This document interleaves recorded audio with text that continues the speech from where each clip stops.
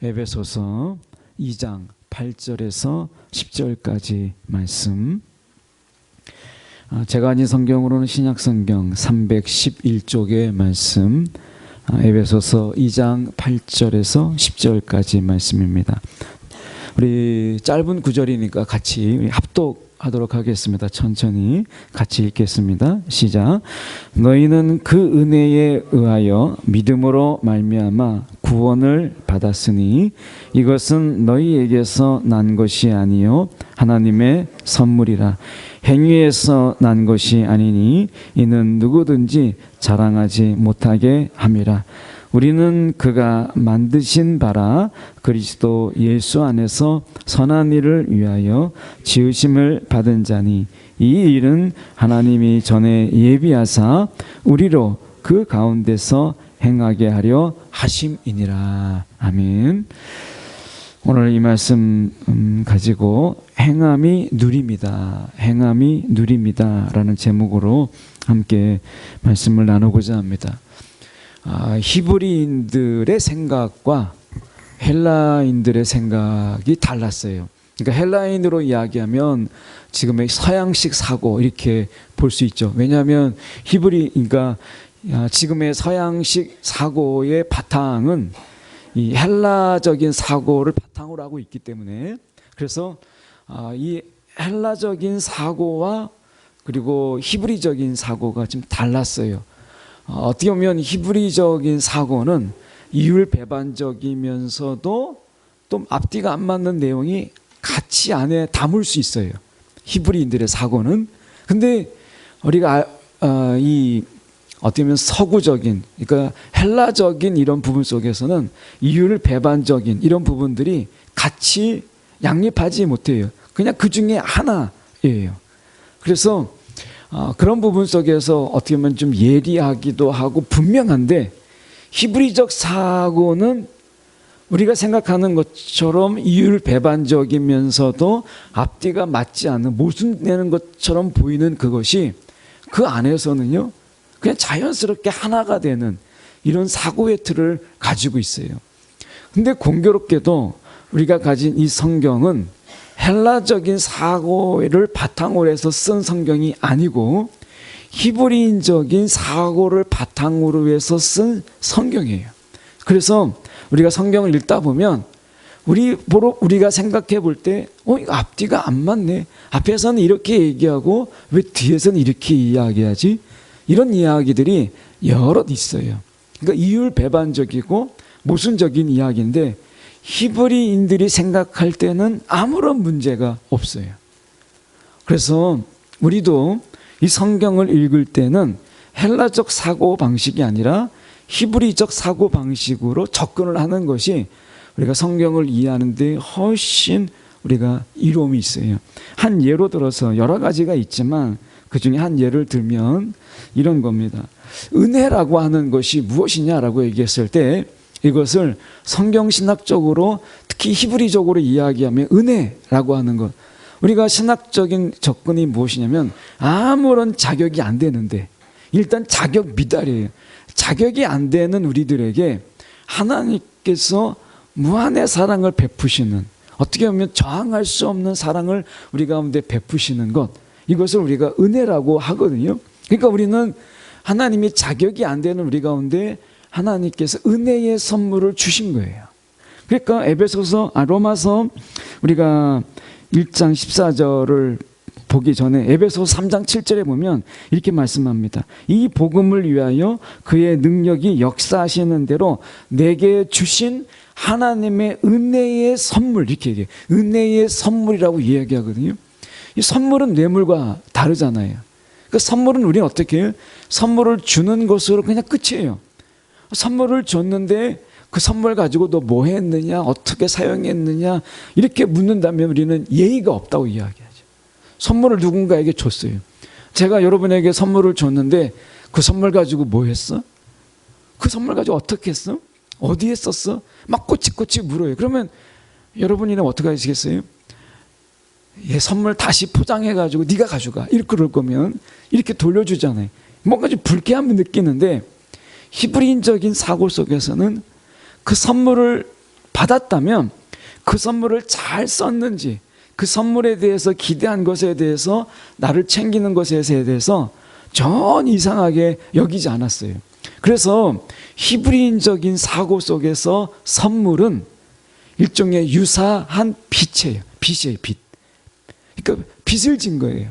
그래서 로마서 1장 14절에 뭐라고 사도 바울은 이야기하냐면, 헬라인이나 야만인이나 지혜 있는 자나 어리석은 자에게 내가 빚진 자다. 빚진 자라고 이야기를 해요. 그러니까 은혜의 선물을 받고 구원의 선물을 받은 사도 바울이 왜 자기가 빚진 자라고 이야기했겠어요? 이 사도 바울의 생각 속에서는 히브리적인 사고가 있는 거죠. 아, 하나님이 선물을 내게 주셨다면 이 선물을 가지고 무엇을 하기를 원하는 그 기대, 하나님의 기대가 있는 거죠. 이 기대에 부응하는 것이 선물을 받는 것의 의미라고 여긴 거예요. 그래서 다시 에베소서 3장 7절에 가면 이렇게 말씀하는 거예요. 그의 능력이 역사하시는 대로 내게 주신 하나님의 은혜의 선물을 따라. 자, 선물을 받았어요. 그럼 끝이잖아요, 우리 볼 때는. 그런데 히브리적인 사고는 선물을 받았는데 선물을 따라 내가 일꾼이 되었노라. 일꾼이 되었다고 이야기를 해요. 선물을 받았어요. 은혜의 선물을 받았어요. 여기서 끝이지 않고 은혜의 선물을 받은 내가 이제 하나님의 종으로 사는 거예요. 우리가 얼핏 생각할 때는 야, 이건 무슨 선물이 아니라 이거는 완전히 그냥 고용되는 것 같은 느낌도 막 같잖아요. 제가 한번 이렇게 글을 보다가 이런 게 있더라고요. 그 뇌물과 선물의 차이를 어떻게 구분하세요? 이런 게 있어요. 대한상공회의소가 이 회원 기업들에게 제공한 이 경영윤리 가이드북이라는 게 있더라고요. 근데 거기에 뇌물과 선물의 차이를 이렇게 표현했어요. 금품을 받은 후에 잠이 잘 오면 선물이고 그날 밤에 잠이 안 오면 뇌물이라는 거예요. 속성은 같은 거죠. 같이 줬는데 저녁에 잠이 너무 잘 와요. 하나님께서 우리 가운데 말씀하실 때, 선물로 이야기하실 때 사랑하는 자에게, 주께서 사랑하는 자에게 잠을 주신다고 하시거든요. 그러니까 하나님이 선물이죠. 하나님은 절대 뇌물이 아니에요. 그러니까 하나님 우리 가운데 선물을 주시고 우리 가운데 하나님은 그게 선물이라는 것을 분명히 알기 위해서 잠까지 더해 주시잖아요. 근데 뇌물은 받으면 잠이 안 온다는 거예요, 그날 밤에. 여러분, 하나님의 선물을 받고 잠이 안 오던가요? 아니잖아요. 여러분, 정말 잠이 잘 와요. 그 선물이 분명한 거예요.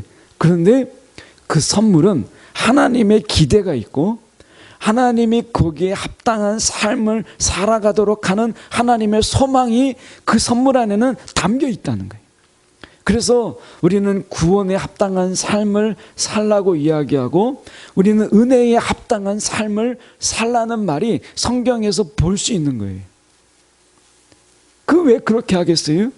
선물은 반드시 그 선물을 받은 자가 선물을 준 자의 기대에 부응하는 그런 삶을 살아가는 것, 이게 히브리인적인 사고예요.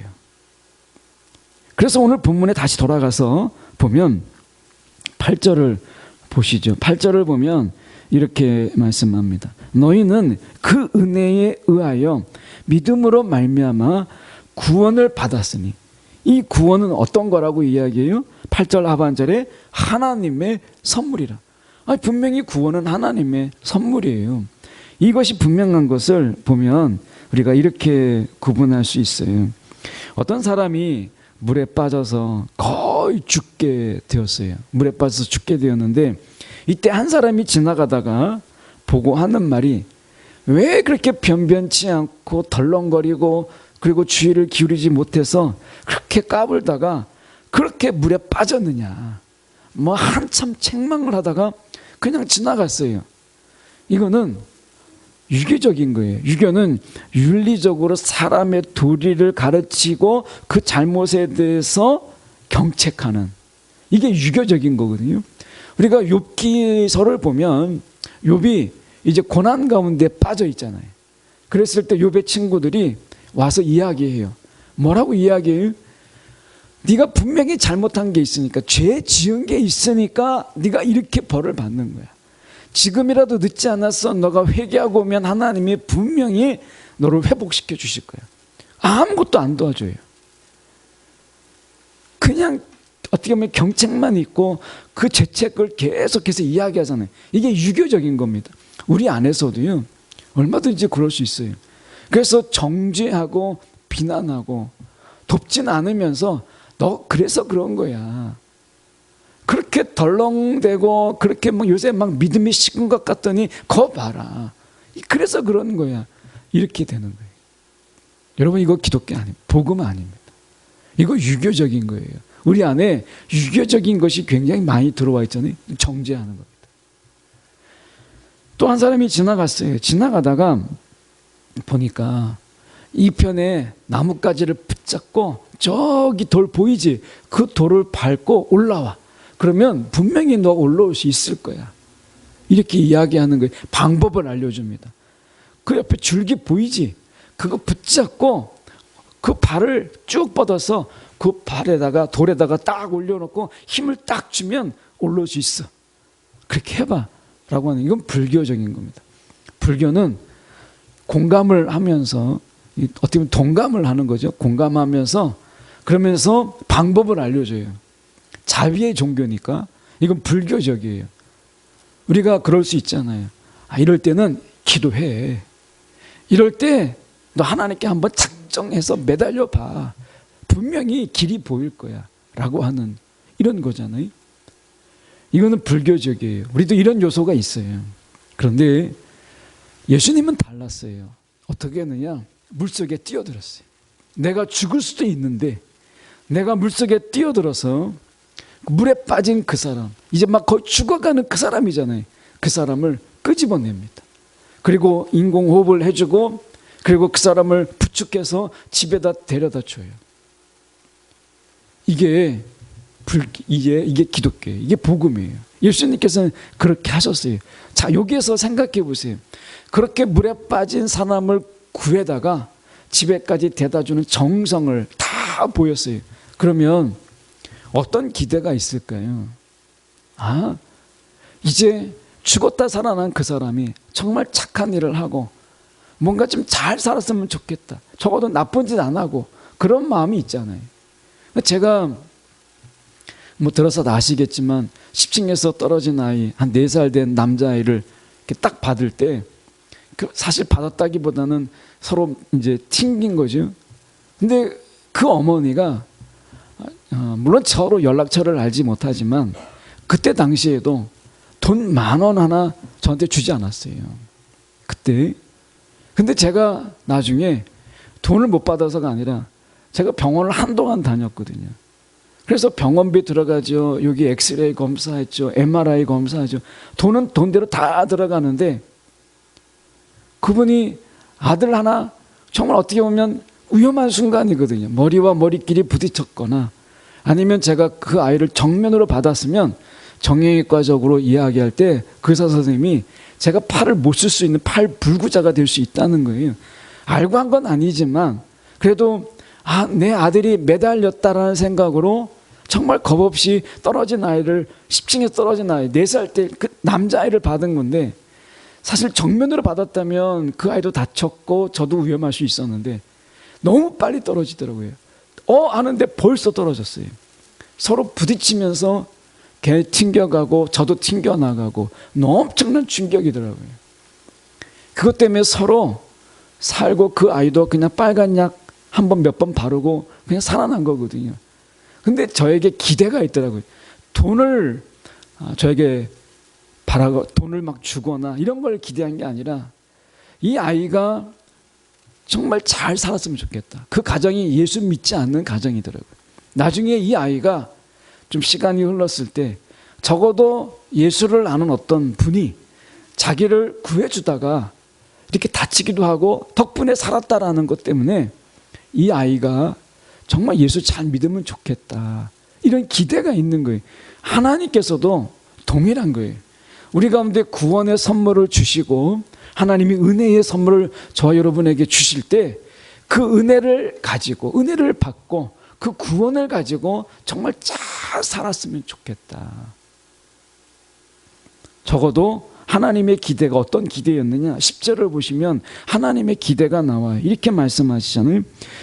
우리는 그가 만드신 바라 그리스도 예수 안에서 선한 일을 위하여 지으셨어요.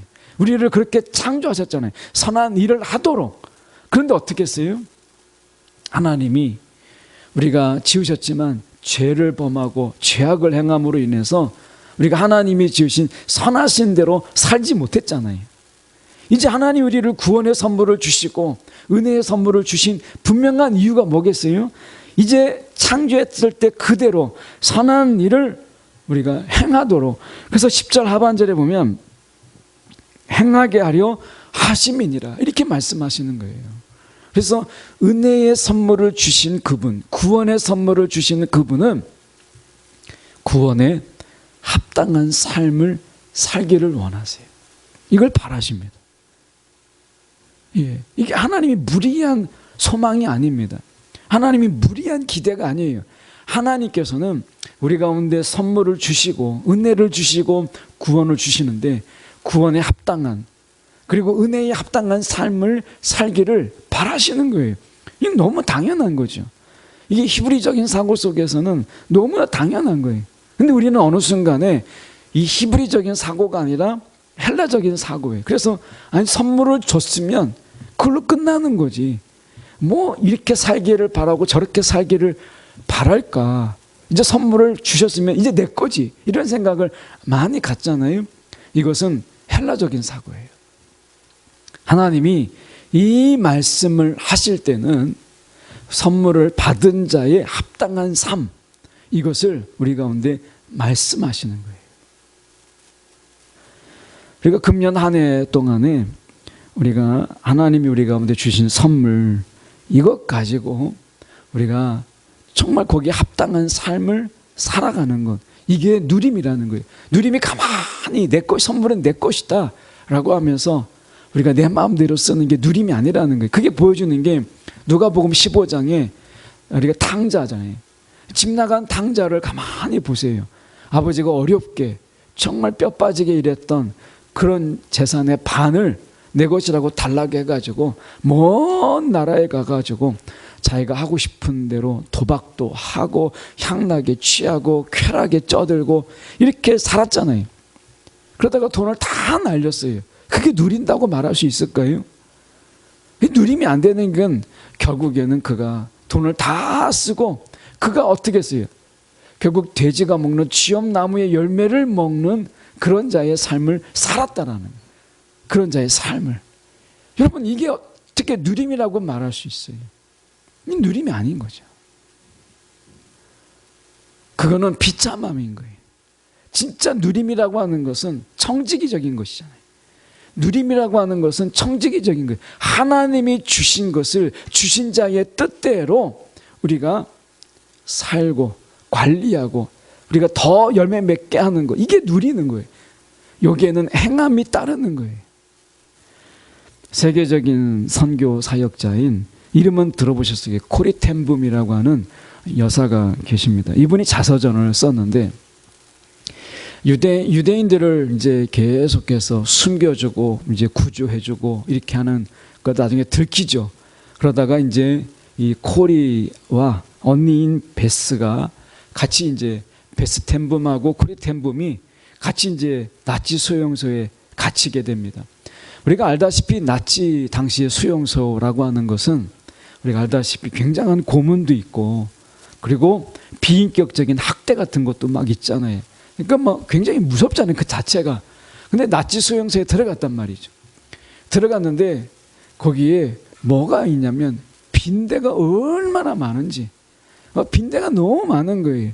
근데 언니 이 베스는, 이 베스 텐 붐은 항상 감사라, 이 말씀 그대로 하나님 이 벼룩도 정말 감사합니다, 막 이렇게 그가 이야기한 거예요. 그러면서 그가 정말 하나님 감사합니다, 감사합니다. 이 코리 텐 붐은 도저히 이 벼룩과 빈대가 막 있는, 너무 감사할 수가 없는 거예요. 막 너무 가렵고 막 하는데 벌레들이 너무 많으니까, 그러니까 제대로 누울 수도 없는 거예요. 막 귀도 들어오고 막 하니까 얼마나 힘들겠어요. 그러니까 감사할 수가 없었던 거죠. 그래서 도저히 이거는 감사할 수가 없다. 근데 이게 집단 수용소다 보니까 이 코리텐붐하고 이 베스텐붐이 사람들을 손잡고 기도해주고 사랑을 나누고 섬기고 하는 작은 이 모임이 시작됐어요. 거기서 이제 크게는 아니더라도 작게 찬양도 하고 막 이런, 그러면서 서로 이제 힘이 되는 이런 시간을 가졌는데, 교도관들이 아무도 오지 않는 거예요. 그렇게 모여도, 예배를 드려도 왜 안 오냐? 이 교도관들은 이 벼룩이 너무 많다는 것을 알고 있기 때문에 집에서 자기가 벼룩을 옮기면 집에 가서 또 벼룩을 옮기게 되잖아요. 그러니까 교도관들이 올 생각을 안 하는 거예요. 그 벼룩이 있다는 것 때문에 이들은 마음껏 예배할 수 있었고 마음껏 서로 기도해 줄 수 있었던 거예요. 여러분, 하나님께서 금년에 어떤 것을 예배해 주실지를 몰라요. 아마 분명히 저와 여러분 속에서, 또 우리 교회를 향해서, 여러분의 가정을 향해서 하나님이 분명히 준비하신 하나님의 예배하심이 있을 거예요. 여호와 이레시니까. 그런데 어떤 거는 저와 여러분의 마음에 들지 않고, 하나님 이것 말고 제발 다른 걸 주세요 하는 것도 있을 거예요. 그런데 하나님은요, 우리에게 이것이 필요할 줄 알고 하나님께서 준비해 주시고 예배해 주신 거예요. 그래서 은혜의 선물이라고 하는 부분 속에서 이것을 가지고 어떻게 선용할 것인가, 이것을 하나님이 분명히 뜻하심이 있어서 주셨는데 이것을 가지고 내가 어떻게 하나님의 뜻을 행할 것인가 라고 하는 부분에 우리가 초점을 맞추다 보면 금년은 분명히 다르지 않을까. 아니, 이것도 선물이라고 줬나? 선물의 관점에서 보면요, 이게 어떻게 벼룩이 선물이 되겠어요? 아니, 이걸 선물이라고 줬나? 하나님이 정말 너무하다. 막 유대인을 살리기 위해서, 생명을 살리기 위해서 생명을 걸었는데 도대체 하나님이 내게 주신 것이 이것밖에 없나? 뭐 이런 생각이 들잖아요. 근데 선물에는 반드시 하나님의 기대가 있고 그 선물을 통해서 이루시고자 하시는 하나님의 뜻이 있다는 거잖아요. 그러면 행함이 될 때 비로소 누림이 되는 거예요. 행함이 될 때, 벼룩이 있지만 그 벼룩에 감사하면서 서로 더 위로해주고 서로 격려해주다 보니까 그 속에서 작은 믿음의 공동체가 생기고 하는 가운데서, 그때서야 비로소 하나님이 벼룩을 주신 의미를 알게 되잖아요. 행하지 않았다면, 모이지 않았다면, 그리고 그들이 기도하고자 않았다면 그 벼룩의 의미를 어떻게 알았겠어요? 하나님이 나를 괴롭게 하는구나, 잠을 못 자게 하고 나를 이렇게 가렵게 하는구나, 이렇게 생각하지 않았겠어요? 근데 그들이 함께 모여서 기도하고 예배하고 할 때 비로소 벼룩의 의미, 하나님의 선물의 의미가 더 분명하게 다가온 것처럼 그렇다라는 거예요. 그래서 행함이 누림이라는 거예요. 말씀에 우리가 다시 가서 보시면 이렇게 말씀하죠. 9절에 보시면 행위에서 난 것이 아니니 이는 누구든지 자랑하지 못하게 함이라. 자, 하나님이 우리 가운데 선물을 주셨어요. 이건 우리가 행위로 우리 가운데 얻은 것이 아니에요. 그런데 하나님이 우리 가운데 선물을 주셨는데 행해서 난 것이 아님에도 불구하고 우리를 행하게 하려 하시는 이 모순적인 모습, 이게 있잖아요. 그러니까 분명히 이것은 우리가 내가 자발적으로 만들어낸 것이 아니라 하나님의 선물이다. 행해서 난 것이 아니에요. 그런데 행해서 나지 않았다 해서 행위가 없게 하시는 것이 아니라 행해서 난 것이 아니지만 오히려 행하게 하시는 하나님의 은혜를 볼 수 있어요. 보네퍼라고 하는 사람이 있죠. 나치의 시대 때 어떤 이 보네퍼가 나치와 이 항거하다가 결국에는 죽게 되는 그런 보네포, 선한 능력으로 우리 찬양의 작사자이기도 하죠. 이 보네포가 값싼 은혜라고 하는 것을 이렇게 아주 간략하게 그가 이야기한 부분을 저희가 돌아보면서 마치려고 합니다. 이 값싼 은혜가 뭐냐? 삶을 바꾸지 않으면서, 내 삶을 변화시키지 않으면서, 바꾸지 않으면서, 그럴 생각도 없으면서 용서만 외치는 것. 하나님 나 용서해 주세요. 용서해 주세요. 삶의 변화는 전혀 없고 회개도 없는데 용서만을 바라는 것. 이게 값싼 은혜다. 이렇게 얘기했고요. 어떻게 보면 우리 가운데 이 하나님과의 깊은 교제, 하나님과의 사귐이 없고 주님을 닮고자 하는 이런 우리 속에서 주님을 닮아서 우리가 주님이 일하시는 것을 내가 일하는, 예수님께서 아버지가 일하시는 나도 일한다라고 말씀하신 것처럼 주님을 닮아가는 교제, 이런 것이 없는 성찬. 이 보네포는 성찬을 단순하게 우리가 그냥 주님의 살과 피를 먹는 것에 그치는 게 아니라 이 성찬은 주님과의 깊은 교제 속에서 이제 주님의 삶을 살아가는 것으로 보았어요. 그런데 아무런 삶도 없으면서 성찬만 임하는 것, 이것을 값싼 은혜로 여겼어요. 그리고 십자가 없는 은혜, 이것을 값싼 은혜로 여겼습니다. 십자가가 뭐예요? 고난이잖아요. 헌신이잖아요. 희생이잖아요. 근데 십자가 없는 그런 은혜, 혹시 우리가 십자가가 없는 그런 은혜를 바라지 않습니까? 하나님이 주신 우리 가운데 은혜는 너무나 값이 비싸서 값을 매길 수 없는 어마어마한 은혜인데 우리가 싸구려 은혜로 만들어 버렸어요. 짝퉁으로 만들어 버렸고 그냥 흔하게 흔한 그냥 밟히는 은혜로 만들어 버린 것, 그게 뭐냐? 십자가 없는 은혜라는 거예요. 십자가 없는 은혜. 우리가 금년에는 좀 희생도 있고 우리가 좀 더 헌신도 있는, 우리가 주님이 주신 선물을 가지고 삶을 살아내는 그분의 기대에 부응하고 그분의 기대가 되는, 그분의 기쁨이 되는 이런 삶 2023년 되었으면 좋겠습니다. 이것이 진정한 누림이라는 거예요. 누림. 예. 이 하나님의 선물은 우리 가운데 사용하고 활용하고 그것을 우리가 적용하고 하면 할수록 더 풍성해지는 은혜가 더 많아져요. 그 은혜 하나, 딱 은혜는 요만큼인데 우리가 받은 이 은혜가 얼마나 값지고 귀한지는 그냥 은혜를 가지고 남겨놨을 때는 잘 몰라요. 이 은혜를 우리가 사용하고 이걸 누리고 어떻게 보면 이것을 가지고 다른 사람에게 선한 것을 베풀고 하면 할수록 그 은혜가 더 커집니다. 오병이의 기적이 그런 거잖아요.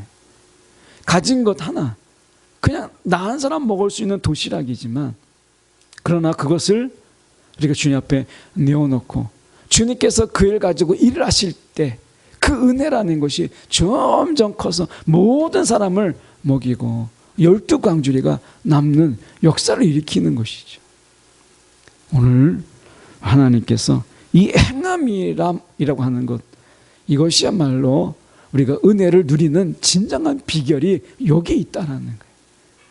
하나님이 주신 은혜를 가지고 우리가 적용하며 삶을 살아내다 보면 이 은혜가 이런 것이구나 라는 것을 깨닫게 됩니다. 금년 한 해 우리가 하나님의 주신 선물에 합당한 삶을 살아내는, 그분의 기대에 부응할 수 있는 저와 여러분이 되기를 간절히 소망합니다. 기도하겠습니다.